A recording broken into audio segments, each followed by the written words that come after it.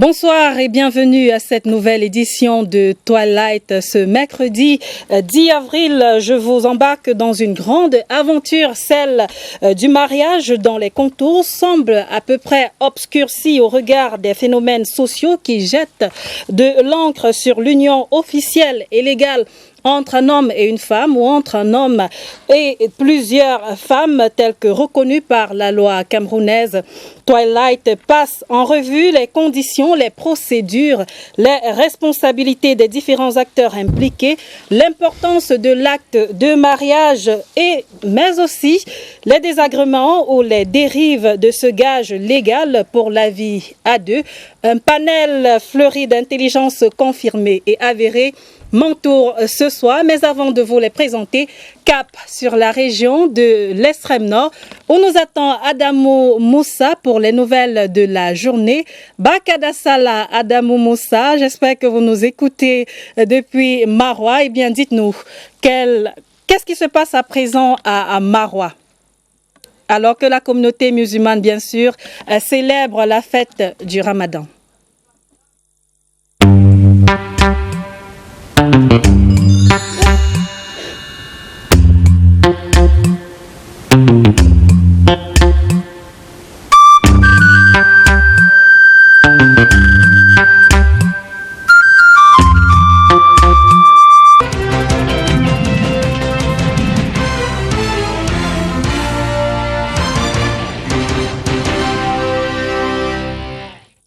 Adamou Moussa, bonsoir. Bakada Salah, j'espère que vous êtes en ligne cette fois. Alors dites-nous, quelles sont les nouvelles depuis Maroua dans la région de l'extrême nord alors que la communauté musulmane fête la fête du Ramadan?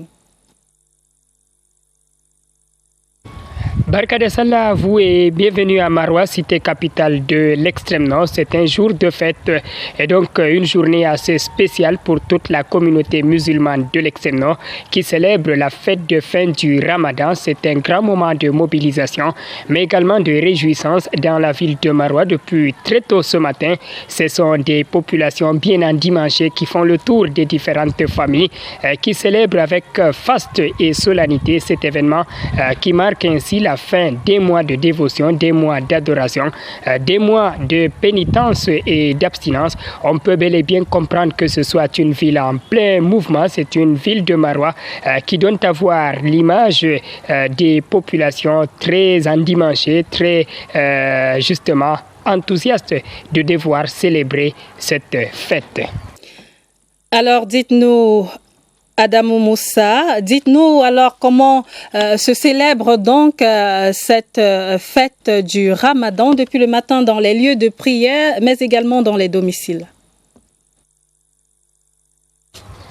Il faut dire que c'est une tradition qui a été respectée dans toutes les mosquées pour ce qui est de la ville de Maroua. Sa Majesté le Lamido de Maroua a rendu public depuis hier à la suite du communiqué de la Commission nationale du croissant lunaire annonçant le début de la fête de fin du Ramadan, a rendu un communiqué qui indiquait justement que 21 mosquées ont été retenues dans la cité capitale de l'extrême nord pour abriter la prière et l'un des sites qui a mobilisé justement l'ensemble des fidèles, c'est bien sûr le champ de prière de Dougoy où on a assisté à la présence de pratiquement toute l'élite de la ville de Maroua, les membres du gouvernement, le ministre Yaouba Abdoulaye, le ministre Amadou Moustapha, bien d'autres invités, le gouverneur de l'extrême nord Midiawa Bakari et toutes les personnalités de la ville de Maroua. C'était un grand moment de communion entre les fidèles et dans son sermon, Sa Majesté le Lamido de Maroua, dans sa prise de parole, a invité les fidèles musulmans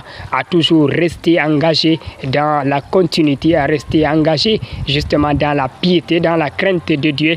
L'imam principal, Cheikh Mahmoud Mal-Bakari, dans son sermon de circonstance, a aussi invité la communauté musulmane à toujours accompagner l'État dans les initiatives de promotion de la paix. Et juste après les deux prières, les deux rakats, ce sont les mouvements, ce sont les réjouissances au sein des familles.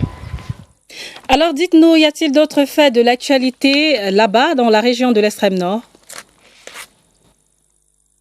Il y a bien et bien d'autres faits d'actualité. On peut par exemple souligner à juste titre que le directeur général de la Kamwata, le docteur Blaise Moussa, vient d'achever sa visite de travail dans l'extrême nord. L'effet de toucher du doigt les réalités liées à l'approvisionnement en eau potable. Il a fait le tour des différents sites ici, a rencontré les responsables régionaux de la Kamwata et les autres acteurs intervenant dans la chaîne d'approvisionnement en eau potable pour prescrire toutes les mesures afin que le problème lié à l'accès à l'eau potable qui se pose avec acuité dans la ville de Maroua puisse trouver une solution. L'autre fait d'actualité ici dans la région de l'extrême nord, c'est la Sodecoton, la société du développement de coton qui a vu une bonne partie de ses installations partie en fumée hier à la suite d'un incendie. Heureusement, la descente des éléments, la prompte intervention des éléments du 40e groupement de sapeurs-pompiers a permis de circonscrire le sinistre. Et puis, le gouverneur de l'extrême nord était sur le terrain pour prescrire également une enquête mixte qui pourrait déterminer les causes exactes de ce sinistre. Voilà, entre autres, les sujets phares qui marquent l'actualité ici dans la ville de Maroua. Alors Adamo Moussa, vous le savez bien, l'actualité sur Twilight, nous revisitons le mariage civil au Cameroun, notamment à la suite de plusieurs dérives observées. Dites-nous, eh bien, dans la région de l'extrême nord, est-ce que les populations font recours au service de l'état civil, notamment pour ce qui concerne le mariage? Oui, Carlo Tesso, à quelques exceptions près, les réalités sont pratiquement les mêmes que dans d'autres villes, que dans d'autres régions du pays. Les populations ont bel et bien recours au service de l'état civil pour célébrer leur union. Mais il faut tout de même reconnaître que dans la ville de Maroua, dans la région de l'extrême nord, il y a encore un fort ancrage culturel parce que de plus en plus des populations ont un penchant pour la célébration des mariages au niveau religieux d'abord, devant les autorités religieuses, mais les nombreuses campagnes de sensibilisation qui sont menées et au vu de l'importance de l'acte d'état civil, notamment l'acte de mariage, de plus en plus des couples décident de passer devant les officiers d'état civil pour justement officialiser, légaliser leur union. C'est du moins ce qu'on peut dire ici dans la ville de Maroua. Donc il y a peut-être quelques poches de résistance, mais toujours est-il que de plus en plus on a recours à ce service d'état civil.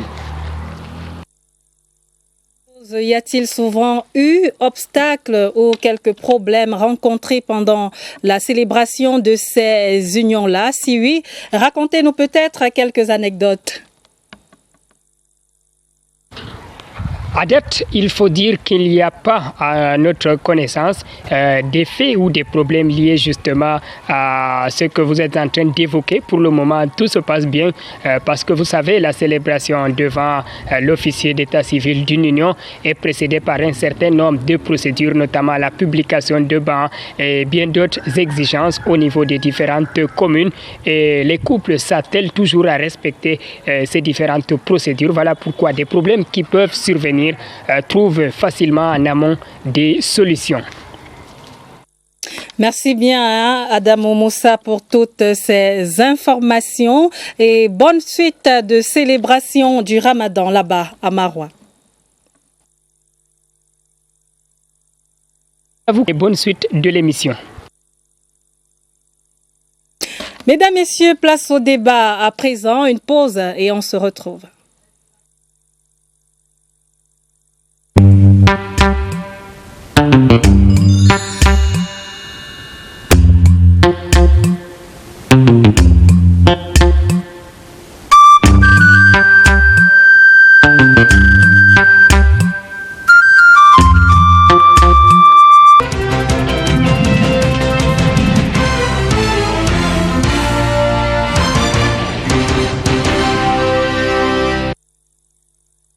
Mariage civil, les officiers d'état civil, les fiancés et la loi, c'est le thème de notre débat ce soir et le panel est constitué de Brice Gabin Kamdem Kwam qui est le chef de la division des affaires juridiques du ministère de la décentralisation et du développement local. Bonsoir et bienvenue sur Twilight. Bonsoir et bien merci Madame Esso pour l'invitation.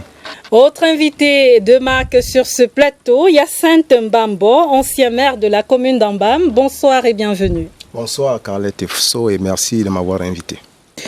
Sur le plateau avec nous également, elle est avocate au barreau du Cameroun, Christelle Ntan Asena.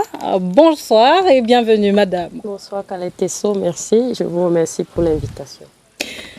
Autre invité sur ce plateau, last but not the least, comme j'ai l'habitude de le dire, François Osama, fondateur de l'association École des fiancés, membre du groupe d'experts de la conférence épiscopale nationale du Cameroun sur l'élaboration d'un nouveau directoire sur la famille, écrivain. Bonsoir et bienvenue. Bonsoir Madame Esso, bonne fête de Ramadan à tous nos frères musulmans. Alors, je disais, vous êtes écrivain et notamment auteur de plusieurs ouvrages sur la famille, tels que cet ouvrage que je tiens, François Osama, Comment parvenir à un mariage heureux. Un autre ouvrage ici, le Synode sur la famille, une contribution au débat des ouvrages édités par les éditions Mungue. Autre ouvrage, Le mariage, un itinéraire de la foi, perspective africaine. Tout à fait. Alors, on saura tout à l'heure ce qu'il en est du débat. Je vous propose pour une mise en bouche de prendre ce reportage, de regarder avec nous cet élément de Carmen Olivia Billet sur la célébration d'un mariage illégal à Bafia qui a été interrompu. Alors, on se retrouve après. Vous avez certainement cliqué sur cette vidéo. Elle est virale sur les réseaux sociaux depuis quelques jours. C'est que les mariages illégaux ont tissé leur toile à Bafia dans le Mbam et Inubu. Et devinez qui mène la charge? Madame le maire elle-même, déterminée à stopper le phénomène. Le phénomène est récurrent à Bafia. À mon arrivée en 2020, il y avait des registres, des faux registres qui baladaient de gauche à droite où les gens allaient se faire délivrer des actes, en créant un gros préjudice aux familles, notamment aux enfants et aux couples. Et j'ai mis ma police municipale sur le terrain. Et tous les samedis, ils apportent tous les quartiers pour vérifier parce qu'on m'a signalé que la pratique continuait. C'est ainsi que samedi dernier, j'ai été appelé, j'ai trouvé le mariage déjà célébré certes, mais je me suis rapproché du monsieur qui est officier et je lui ai dit, c'est pas sérieux. Entre-temps, en coulisses, de nombreux couples préfèrent célébrer leur union en comité restreint. C'est une affaire restreinte. Au lieu de le faire au niveau de la mairie, vous faites venir le maire plutôt peut-être chez vous. Certains souhaitent que leur mariage soit scellé par un proche, mais avant, il y a des préalables. En décembre, il y a une sœur qui se marie. Le maire est venu de l'Ouest. Ils ont eu l'accord, puisque c'était à Yaoundé 7. Je pense qu'ils étaient en compagnie de l'adjoint du maire de Yaoundé 7. Les contrevenants s'exposent à des sanctions prévues par la réglementation en vigueur. Nous avons le Code civil, selon ses articles, je crois 191, qui sanctionne par une nullité ces actes qui peuvent être attaqués et c'est une nullité absolue. Quand l'article 123 du Code pénal sanctionne l'officier d'état civil qui célèbre un mariage en dehors de sa circonscription communale. Tout ceci pour qu'aucune objection ne vienne invalider votre mariage. Alliance douteuse.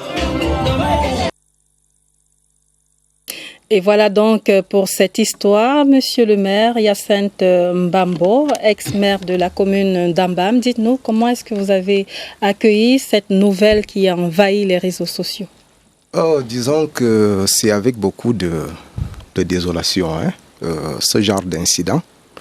Vous savez, il y a plusieurs types d'officiers de l'état civil, mais la fonction de maire est plus associée à la fonction d'officier de l'état civil. Vous savez que les chefs de mission diplomatiques et les postes consulaires peuvent être officiers de l'état civil. Et même sur le territoire de la municipalité, il y a plusieurs officiers de l'état civil qui sont nommés par le ministre en charge des collectivités territoriales décentralisées. Ils sont principalement officiers au niveau des centres secondaires d'état civil. Avec la loi de 2011, qui modifie et complète l'ordonnance de 81 portant organisation de l'état civil et diverses dispositions relatives à l'état des personnes physiques. Désormais, le maire, avec ses adjoints, officie au niveau du centre principal de l'état civil, et ce qui s'appelait centre spécial avant la loi de 2011 a été transformé en centre secondaire, plus les centres qui ont été créés après la loi de 2011. Donc, dans le commun des mortels, le titre de maire se confond au titre d'officier d'état civil. Un musicien avait chanté aujourd'hui la mairie, demain le tribunal. Alors c'est vraiment regrettable ce genre d'incident, et ça dépend du tempérament de tout un chacun. Et Madame le maire de Bafia n'a pas pu, je voudrais dire supporter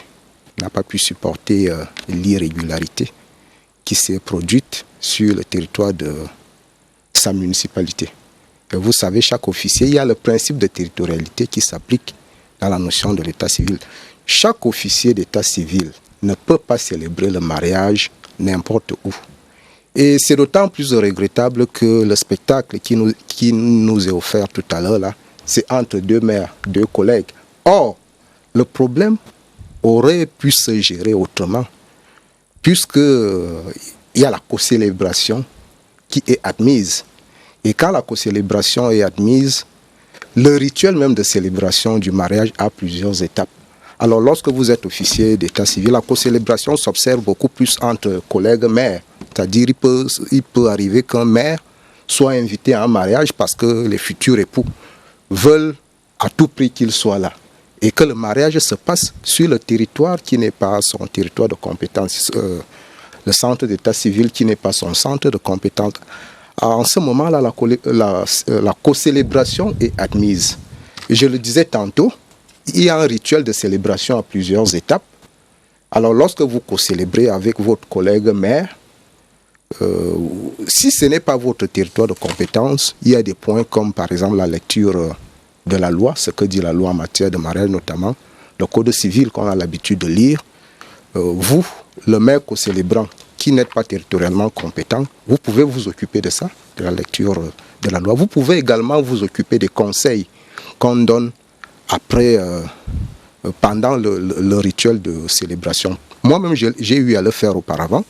J'ai eu à co-célébrer les mariages à Yaoundé. Je l'ai fait à Yaoundé 7 avec mon collègue qui est actuellement le président national des CVUC. J'ai co-célébré parce que les futurs époux, ceux qui se mariaient, voulaient à tout prix que je sois là. Je l'ai fait à Yaoundé 2, à Tinga, avec le collègue maire de Yaoundé 2. Je l'ai même fait au-delà des frontières nationales, à l'occasion d'une invitation que j'avais reçue donc au Plami, dans la ville de Visé en Belgique. Bon, bien évidemment, avant le mariage, je suis allé me présenter. Et je voudrais revenir là-dessus. Je suis allé me présenter au maire. Je disais à Madame le maire de Visé, bon voilà, je suis un maire d'Afrique, un maire du Cameroun. J'ai été invité à ce mariage qui aura lieu. Mais Madame le maire m'a dit, mes collègues, nous allons co-célébrer. Et nous sommes... Mais ceux qui m'ont invité ont même été surpris de me voir entrer avec Madame le maire de Visé. Et puis, le rituel est pratiquement le même, c'est universel. Et justement, pendant le rituel de célébration, Madame le maire m'a demandé de prodiguer des conseils. Lorsque vous n'êtes pas territorialement compétent, vous ne pouvez pas déclarer les futurs époux mariés. Vous ne pouvez pas les déclarer mariés au nom de la loi. Vous ne pouvez pas signer les actes d'état civil, notamment l'acte de mariage et autres. Alors, on va prendre l'avis de l'avocate sur ce plateau. Christelle Tan, c'est bien effectivement le cas? Oui, c'est exactement ça. Le mariage est encadré, la célébration du mariage est encadrée. Les officiers d'état civil doivent respecter leur territoire de compétence, comme l'a si bien expliqué monsieur l'ancien maire. Donc, je crois que l'incident qui est arrivé se justifie, même si, comme il a dit, ça pouvait être géré autrement, parce qu'au final, Madame le maire, en l'occurrence Madame le maire de Bafia, n'est pas garante forcément de la loi. Je pense qu'elle aurait pu simplement dénoncer se rapprocher du procureur de la République pour dénoncer cette irrégularité-là. Je pense que c'est ce qu'elle aurait pu faire et ça nous aurait évité d'assister à une scène aussi regrettable. Alors, ça, c'est un autre cas. Les réseaux sociaux ont également relayé un autre cas comme quoi de fiancés en pleine célébration, étant séparés sur le régime notamment, il se dirait que l'époux a finalement épousé une autre dans la salle. Est-ce possible?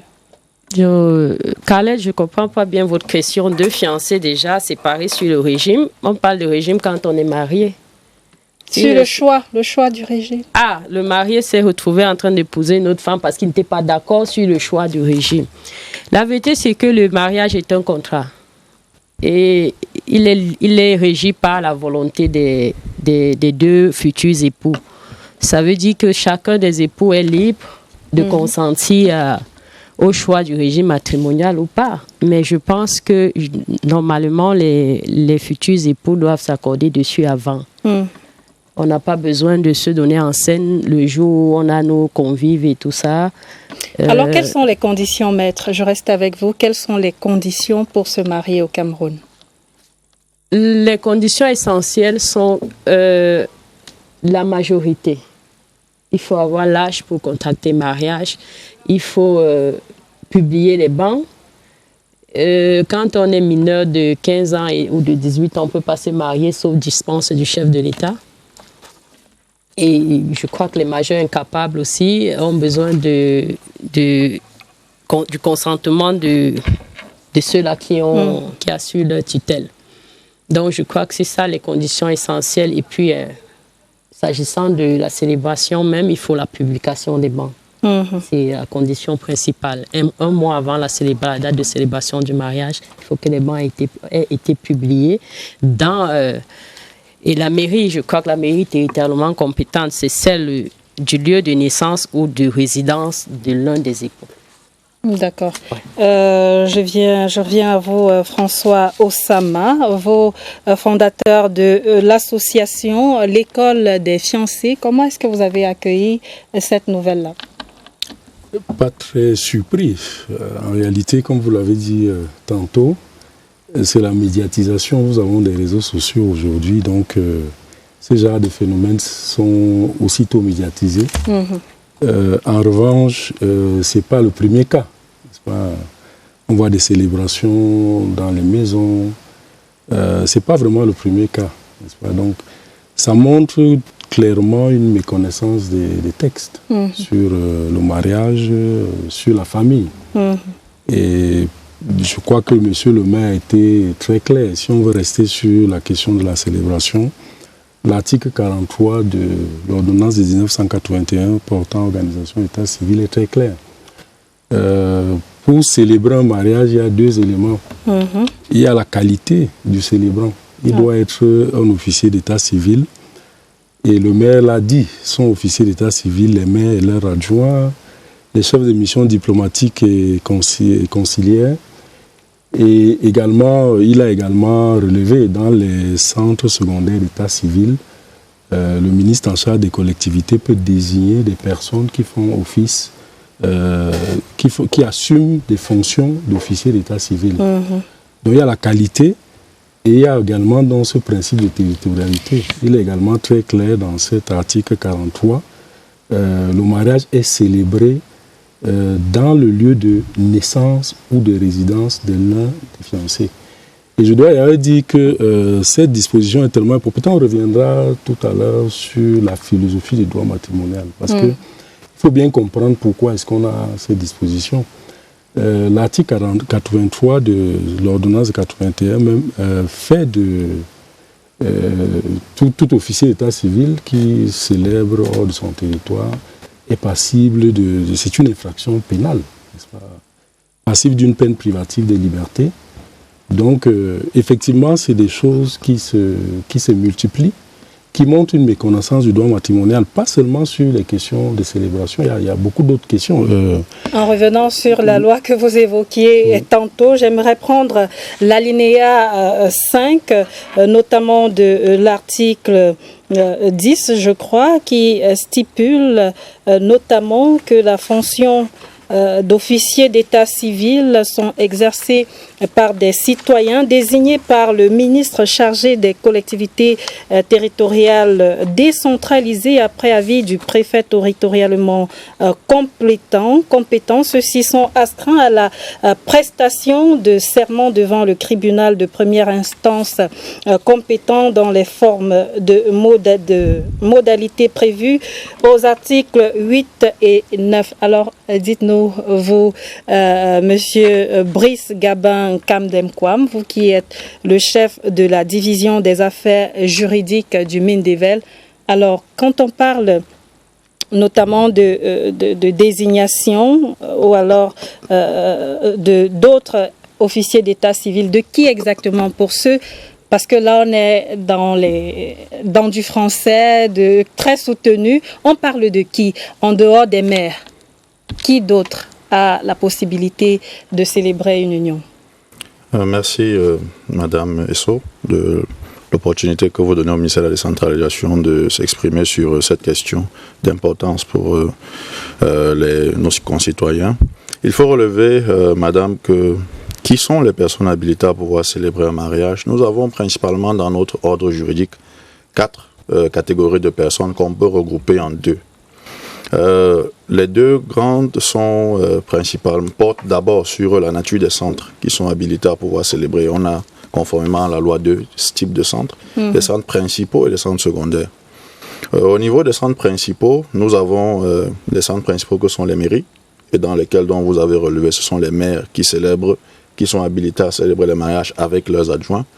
Nous avons au niveau des centres principaux également les représentations diplomatiques et consulaires du Cameroun, où les chefs des missions diplomatiques exercent également ces fonctions et donc peuvent célébrer les mariages à l'étranger.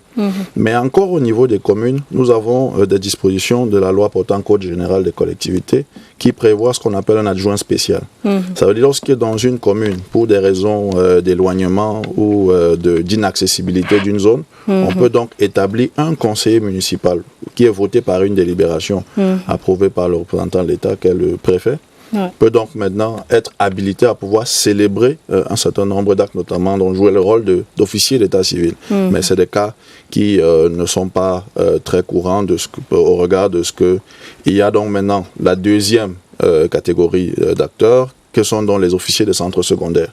Et ces officiers des centres secondaires, ce sont donc ceux que vous avez évoqués à l'article 10 alinéa 5 de la loi de 2011, qui effectivement sont des personnalités qui sont désignées par le ministre chargé des collectivités, en l'occurrence le ministre de la décentralisation et du développement local, et dont le rôle est effectivement de jouer la fonction d'officier d'état civil. Le but ici étant de permettre de rapprocher le service de l'état civil de nos concitoyens, parce que il est d'arriver des cas où entre le centre principal qui est la commune et une localité, on peut avoir 400 km.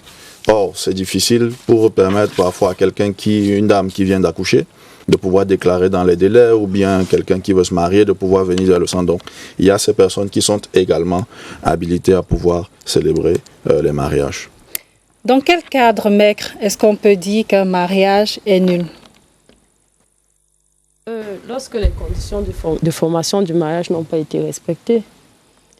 Mais s'il faut revenir au cas dont il s'agit, à la scène que nous avons tous vécue avec le mariage qui s'est tenu à Bafia, je dirais qu'on va se référer au principe pas de nullité sans test. Ce qui est sanctionné, c'est le comportement du maire qui a eu à célébrer un mariage hors de sa zone de compétence.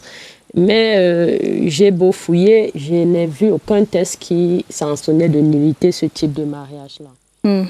Généralement, la nullité d'un mariage vient du fait que tient surtout aux époux. C'est surtout basé sur le consentement, le défaut de consentement, la violence. L'un des époux a consenti sous l'effet de la violence et autres. Et Maître, avant de poursuivre, on a quand même l'article 83 de ce texte-là qui dit est puni des peines prévues à l'article 151 du Code pénal d'officier d'état civil qui, à l'alinéa 2, célèbre un mariage pour lequel il n'est pas territorialement compétent. Oui. C'est ce que je disais, que l'acte est sanctionné, c'est le maire qui est sanctionné, mais il n'est dit nulle part que le mariage en cours nullité. D'accord. Je crains que ce mariage soit valable, même si le comportement du maire est sanctionné. Ce n'est pas ce qui justifie aujourd'hui ces célébrations à domicile observées un peu partout. Justement, lorsque la loi ne dit rien, on se dit toujours que ce qui n'est pas interdit est permis. Mais sur ce cas, je crois que la loi était claire. Les mariages se célèbrent dans les centres d'état civil. Je vois François Osama qui brûle d'envie de placer un mot là-dessus. Non, je voulais la rejoindre. En fait. Ça fait partie un peu des zones de difficultés qu'on a aujourd'hui avec les lois sur le mariage au Cameroun. Il faut distinguer évidemment deux choses, comme elle a dit tantôt. Il y a le caractère prohibitif. S'agissant de la célébration, il est très clair que le mariage qui n'est pas célébré, qui a été célébré comme celui de Bafia, est un mariage interdit. Ouais. Il y a un caractère prohibitif. Le caractère prohibitif implique que celui qui célèbre peut être sanctionné. On a rappelé les dispositions, notamment de l'article 83 de l'ordonnance de 81, complétée par la loi de 2011. Par contre, la question du caractère d'irriment, c'est-à-dire est-ce qu'il s'agit d'un empêchement d'irriment qui donc impliquerait une nullité du mariage, c'est beaucoup plus discuté. Tout simplement parce que dans nos lois sur le mariage, je parle le problème, on attend beaucoup le code de la famille parce qu'on a un peu un éclatement des textes sur le mariage. Vous avez le code civil, vous avez l'ordonnance 81, la loi de 2011, le code pénal, avec d'autres problèmes. Vous avez une série de jurisprudences depuis les années 70, dont certains même sont en conflit, et qui montrent d'ailleurs aussi la grande tension qu'il y a entre le mariage et nos coutumes, n'est-ce pas, surtout sur la question du divorce, s'agissant de cette jurisprudence-là. Donc il y a cet éclatement. Or, le problème que nous avons, c'est que, contrairement peut-être au droit canonique, qui est le droit de l'Église catholique, et qui est d'ailleurs une des sources du Code civil, le droit canonique énumère de manière explicite les empêchements d'irriment. Il y en a 12 explicitement énumérés. Or, lorsqu'on regarde un peu l'ordonnance de 81, lorsqu'on prend l'article 52, il y a une série de conditions qu'on peut estimer entraîner la nullité du mariage, n'est-ce pas? On a que la condition physiologique, elle a dit l'âge, 18 ans pour le garçon, 15 ans pour la fille. Ouais. Il y a la question du sexe. Il faut que les futurs époux soient de même sexe. La question du consentement, n'est-ce pas? Soit de sexe différent, pardon, excusez-moi, soit de sexe différent. Le texte dit que le mariage ne peut être célébré si les époux sont de même sexe. Donc ça a été dit de manière très claire. Si les époux ne consentent pas, donc c'est énuméré. Là, on ne voit pas la question de la célébration qui est faite par le maire en dehors de son territoire. Il y a d'autres dispositions maintenant au niveau du Code civil qui renvoient également à des cas où le mariage peut être nul.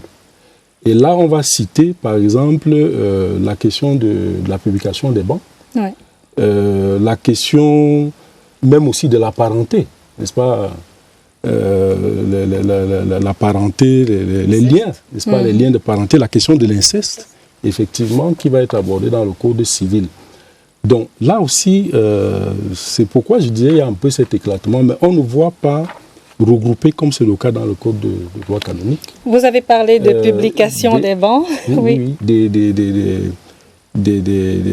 Disons, un texte qui de manière explicite affirme les empêchements d'irriment, je dis bien d'irriment parce qu'il peut y avoir des empêchements prohibitifs qui sanctionnent l'auteur, n'est-ce pas, l'officier d'état civil qui va poser cet acte, mais qui n'implique pas absolument la nullité. N'est-ce pas? La nullité, c'est les époux. Oui. Mais la sanction, c'est l'officier d'état civil. Entendu. Alors, j'aimerais revenir sur cette publication de ban. Et on l'a observé dans plusieurs mairies, les taux ne sont pas harmonisés. Une réponse à ça? Oui. Peut-être avant d'apporter la réponse à votre question, vous me permettrez peut-être d'avoir un commentaire sur les éléments qui ont été discutés tout à l'heure, notamment sur la problématique de la célébration et peut-être la validité des actes qui ont été posés par le célébrant que nous avons vu dans la vidéo.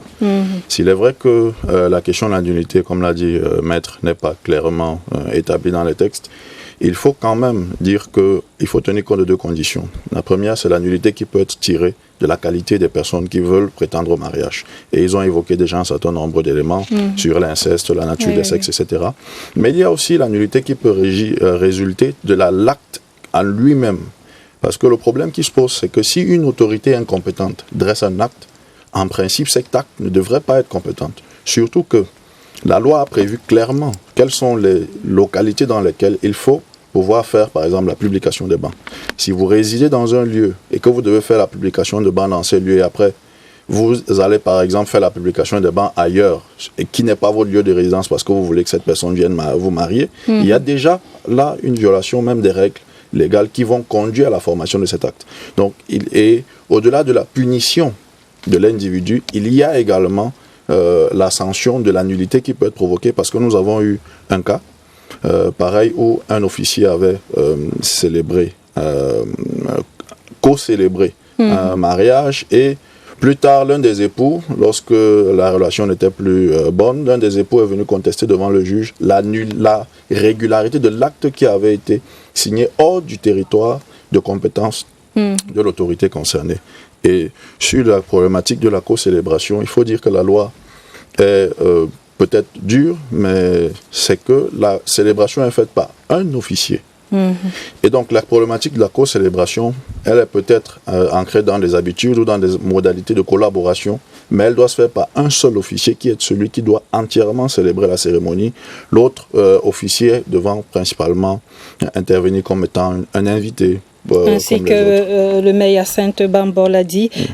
Vous embrayez sur la question que je vous ai posée. Oui, sur la question de l'harmonisation, il est vrai que conformément à la loi, la célébration du mariage est gratuite. Maintenant, il faudrait distinguer des frais qui sont mis pour cette célébration, qui sont liés par exemple à un certain nombre de commodités que les mariés peuvent demander. Par exemple, ils peuvent demander à avoir de la sonorisation, ils peuvent avoir une décoration et des choses que la mairie peut offrir. Mais s'il s'agit simplement de venir faire célébrer l'acte, en dehors des frais qui sont demandés en termes de timbre pour les documents qui doivent être fournis, la célébration en elle-même est gratuite de par la loi. Monsieur le maire, c'était le cas à Mbam quand vous y officiez? Oui, je dirais que ça fait partie généralement des points de discorde au niveau du centre principal d'état civil, entre le maire et ses adjoints. Généralement, le maire titulaire y tient, parce que l'état civil, comme le disait le représentant du Mindevel tout à l'heure, monsieur le directeur, l'état civil est gratuit. Donc la délivrance d'un acte d'état civil, c'est gratuit. Que ce soit l'acte de naissance, que ce soit l'acte de mariage, que ce soit l'acte de décès, ce sont des actes d'état civil et l'état civil est gratuit. Alors il arrive que, à tort ou à raison, certains officiers d'état civil considèrent, notamment en ce qui est de la célébration du mariage, leur fonction un peu comme un fonds de commerce. Et en ce moment-là, on assiste à des dérives du genre fixer les taux de célébration. Mais à la suite de monsieur le directeur représentant du Mindevel, il faut également reconnaître que le service public au Cameroun fonctionne de lundi à vendredi. De lundi à vendredi, samedi, c'est déjà le week-end. Mais dans la pratique, on se rend compte que plus de 90% de couples sollicitent les célébrations de samedi. En ce moment-là, le maire célébrant l'officier d'état civil peut faire valoir le fait qu'il ne travaille pas le samedi et que, bon, Si vous voulez qu'ils viennent célébrer, qu'ils... On va y revenir, monsieur le maire, le temps Donc, pour ça nous. fait partie des points de discorde. On va y revenir. Je Juste voulais le dire temps pour nous également... de prendre le journal, car il est 19h sur cette antenne. Et c'est l'heure du journal. On y revient. Twilight se poursuit juste après le 19h sur CRTV News. Sur Twilight, le débat se poursuit notamment sur l'harmonisation des prix. Avec vous, monsieur le maire, vous donnez quelques indications. Pourquoi est-ce que les taux ne sont pas harmonisés dans les mairies? Alors, j'étais en train de dire qu'il ne faudrait même pas parler de taux pour ce qui est d'un acte d'état civil, parce que l'état civil, la loi est claire, l'état civil est gratuit. L'état civil est gratuit parce qu'il y a des mesures d'accompagnement, il ne faut pas l'oublier. Au niveau, c'est vrai, il est dit, la loi dit clairement que les officiers d'état civil des centres principaux le font officier à titre gratuit. Mais pour ce qui est des centres secondaires, ceux-là qui sont nommés par le ministre en charge des collectivités territoriales décentralisées, il y a quand même une indemnité prévue comme mesure d'accompagnement à leur fonction. Donc, la délivrance d'un acte d'état civil est gratuit. Et j'étais en train de dire que pour ce qui est spécifiquement de l'acte de mariage, la plupart de nos compatriotes sollicitent la célébration de leur mariage samedi. Mais il se trouve que samedi n'est pas un jour de travail au Cameroun. Le service public, généralement, c'est de lundi à vendredi. Et c'est sur cet aspect des choses que plusieurs s'accrochent pour dire, voilà, je ne suis pas censé travailler aujourd'hui. Si tu veux que je vienne célébrer ton mariage, il faut me donner le carburant et autres. Et j'étais en train de dire que ça fait partie des points de discorde au niveau des centres principaux, notamment au niveau des mairies, entre le maire titulaire et les adjoints. Parce que le maire accorde beaucoup je voudrais dire, d'attention à la gratuité de l'état civil, notamment du mariage. Mais généralement, les adjoints au maire, ils ont un langage, ils disent que le maire mange seul et le maire est en train d'empêcher aussi qu'ils mangent à leur tour. Et généralement, c'est eux qui fixent des montants et ça devient une pratique qui tend à s'officialiser et pourtant c'est illégal. Gabin Kamdem, chef de la division des affaires juridiques du Mindeville, est-ce qu'il n'est pas possible d'encadrer tout ceci, étant donné que, comme monsieur le maire l'a dit, la majorité des mariages se célèbrent au Cameroun le samedi? Il est vrai que la célébration des mariages le samedi n'est pas une pratique qui est interdite. Parce qu'il est prévu qu'on doit pouvoir célébrer les mariages les jours ouvrables. Et parmi les jours ouvrables, le samedi est un jour ouvrable. Il n'y a que le dimanche qui est un jour férié qui ne peut pas faire l'objet d'une célébration. Et donc, en principe, tous les jours ouvrables, on devrait pouvoir faire une célébration de mariage qui permet donc à tout Camerounais de bénéficier sans avoir besoin de payer pour avoir la célébration du mariage. Alors, faut-il encadrer ou faire nommer ces éléments sans serait pousser l'État à peut-être aller dans une politique de mettre un coup à la délivrance d'un acte d'état civil, alors que les principes généraux qui sont posés, même au niveau international, demandent que ces actes soient gratuits.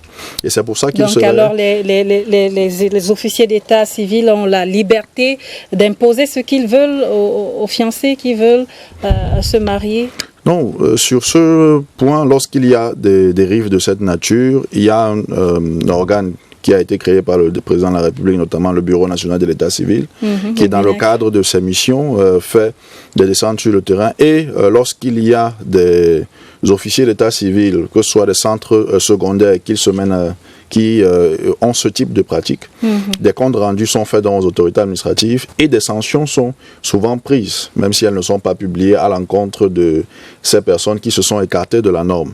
Donc, en principe, la délivrance, M.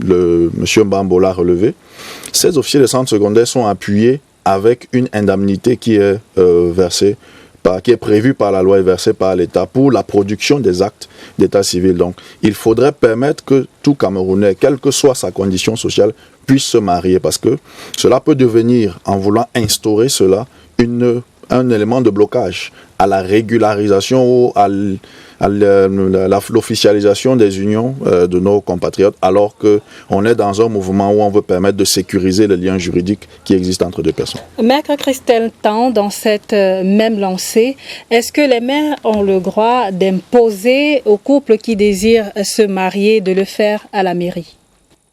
Non. Uniquement? Non, comme vient de le dire M. Kwam, les actes d'état civil sont gratuits. Ah, vous disiez de se marier à la mairie uniquement. Oui, on l'a dit tout à l'heure, c'est l'article 43, si je ne me trompe, qui impose que les mariages se fassent dans les salles prévues à cet effet dans les mairies concernées. Donc le maire a le droit d'imposer aux époux de se marier au sein de la mairie compétente. Qu'est-ce qui justifie donc tous ces mariages célébrés dans les maisons au Cameroun, dans la majorité des cas? On l'observe de plus en plus, c'est le cas? Non, c'est peut-être devenu une mode, mais il faut bien que les gens sachent que ça va à l'encontre de la loi. Ce n'est pas autorisé ni par le Code civil, ni par l'ordonnance de 81. C'est de nature à porter atteinte à l'acte? Oui, mais je disais encore tout à l'heure que la question des nullités est complexe. Et je voulais même d'ailleurs revenir là-dessus en disant que l'article 180, par exemple, du Code civil a énuméré les cas qui donnent lieu à nullité de mariage. L'ordonnance aussi, de 81, a précisé les conditions de mariage, mais il n'a été dit nulle part que lorsqu'une condition de célébration n'a pas été respectée, le mariage est nul. Et comme je le disais tantôt, pas de nullité sans texte. Nous sommes en matière civile et nous sommes surtout en matière de mariage. Le mariage est une institution sacrée. Quand bien même certaines conditions qui remplissent les critères pour que le mariage soit déclaré nul sont remplis, il y a des situations qui viennent les couvrir, les combler. On va vous dire, par exemple, lorsque les époux ont vécu ensemble 6 mois après, lorsque ci ou ça, ils peuvent plus demander la nullité de ce mariage-là. Alors, vous comprenez qu'en fait, le législateur a voulu protéger l'institution du mariage. Suffisamment protégé pour vous, François Osama, fondateur de l'association de l'école des fiancés, vous qui aimeriez embrayer sur la philosophie du droit? Oui, je crois que il est vraiment très important de comprendre que toutes ces dispositions, que ce soit, il y a ce qu'on appelle les conditions de fond, n'est-ce pas? On les a citées, les questions d'inceste qui reviennent d'âge, etc. Il y a des conditions de forme, comme la publication des bans, la célébration. Il y a les droits et devoirs réciproques. Toutes ces dispositions ont un objectif. Le mariage est une institution sociale, je dirais même socio-anthropologique. Le mariage, c'est la société de base. C'est la cellule à partir de laquelle toute société humaine s'organise. Je vais prendre quelques exemples, les questions même d'ordre social. Et pour venir sur la célébration, les questions d'ordre social. Un ordre social ne peut pas être stable et en paix dans des conditions où tout homme pourrait revendiquer toute femme, et toute femme tout homme. Et vous allez comprendre pourquoi un des principes clés, n'est-ce pas, du droit matrimonial, c'est la publicité du mariage. Le caractère public est extrêmement affirmé dans les lois. D'où la publication des bans. Il faut que ça se sache. Évidemment, toujours sur cette question de la publication des bans aussi permet de vérifier l'état libre des conjoints. Parce que sinon, ça poserait un problème d'ordre social. La preuve, vous avez parfois vu des femmes qui débarquent sur les lieux de célébration avec des enfants, peut-être avec un acte de mariage. Des situations comme ça peuvent se multiplier dans les questions d'ordre social. Mais Sans vous couper, vous allez poursuivre d'une minute à l'autre, le temps de poser rapidement la question, puisque le temps nous tient à la gorge. Brice Gabin Kamdem, sur cette question-là, publication de bancs dans un contexte de non-numérisation, comment faire pour connaître que son mari n'est pas allé se remarier dans une autre ville que celle où on est? Sur ce point, il faut relever que la loi a prévu des mécanismes qui devraient permettre qu'on puisse avoir des informations à ce sujet. Il est prévu que non seulement la déclaration d'intention des époux doit être publiée dans le lieu où le mariage sera célébré, mais aussi l'officier du centre où le mariage sera célébré, où a été déclarée l'intention, a l'obligation de transmettre à chacun des officiers des lieux de naissance de chacun des époux une copie de cette déclaration d'intention, parce que toute célébration de mariage doit également faire l'objet d'une déclaration auprès de l'officier du lieu de naissance, qui est gardé donc dans les souches, pour permettre que lorsqu'il y aura donc cette vérification faite par l'officier du lieu de naissance, si la personne est déjà mariée et qu'on fait une deuxième demande, alors on va regarder est-ce que c'est un mariage polygamique. Si c'était le cas, ça peut être fait, mais c'est un mariage monogamique qui n'est pas encore dissous. Automatiquement, l'officier va donc écrire à son homologue pour lui dire que lui est déjà marié. Sans compter également que cet acte doit être publié dans le lieu de naissance et de résidence de l'individu, pour permettre que, à travers cette publicité, toutes les personnes puissent être informées, et relever que dans ce cadre, il y a des évolutions qui sont en train d'être consacrées, parce que nous sommes en train d'aller vers cette numérisation qui permettra que désormais un officier d'un centre, à partir de son centre, accède à la plateforme et puisse savoir quel est l'état d'une personne. Alors, j'aimerais, avant de vous redonner la parole, citer notamment Christine Gavini dans son étude « À quoi sert le mariage civil ?» Elle qui dit tantôt que le mariage moderne du Code est un contrat privé dont les motivations n'intéressent pas le législateur. Ah oui, vous êtes au cœur de la crise du mariage aujourd'hui.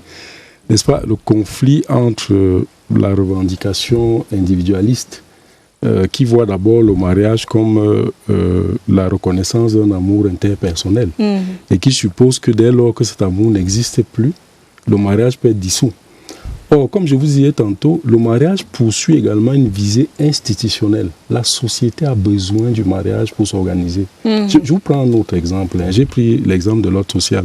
Je vous prends la question de la filiation. Oui. Toute société s'organise à partir de la filiation.